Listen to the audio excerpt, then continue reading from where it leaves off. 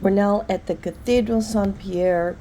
It's better known as the Beauvais Cathedral.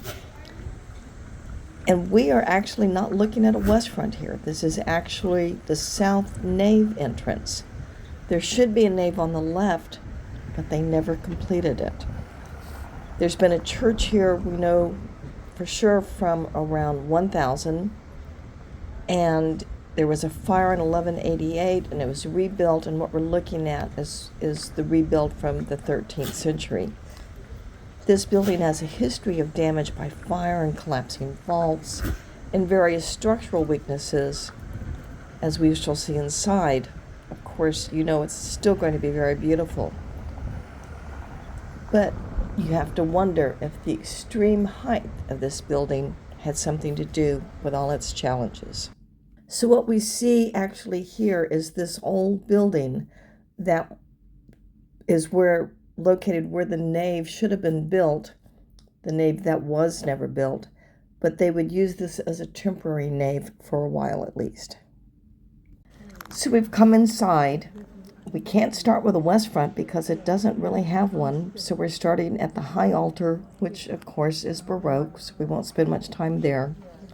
But look at the ambulatory behind the chancel area and the aisles, and you'll see that they have their own triforium and their own clerestory.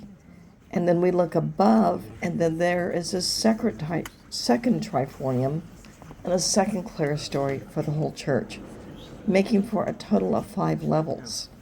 This was indeed the highest vault in medieval Europe, and the choir height is 157 feet.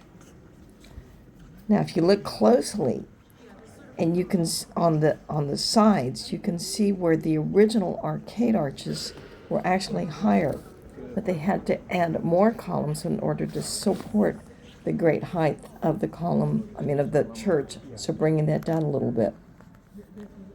So this building has really pushed the limits of what was possible to build in the Middle Ages.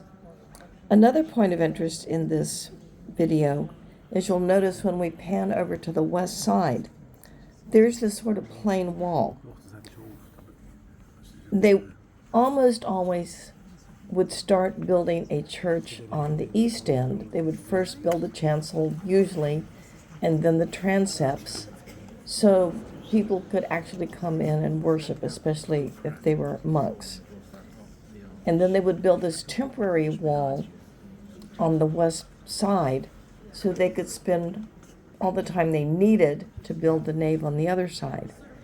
As we said when we looked at it from the outside, this is a case where they never completed the nave, but I love the fact that we get to see what it would have looked like in real life before they ever completed the nave. We've gone back outside again, but for a reason. We want to look at this window, this rose window from the outside, and then we'll look at it again from the inside. And you'll notice how there's a section of tracery above the rose window as well as below it. Now let's go back inside and take a look again.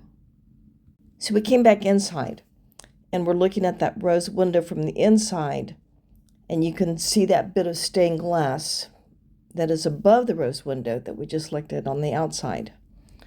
Now, some experts who know far more than I know or ever will know actually are very critical of this. They claim that it looks like that rose window is slipping down. So we're back on the outside again.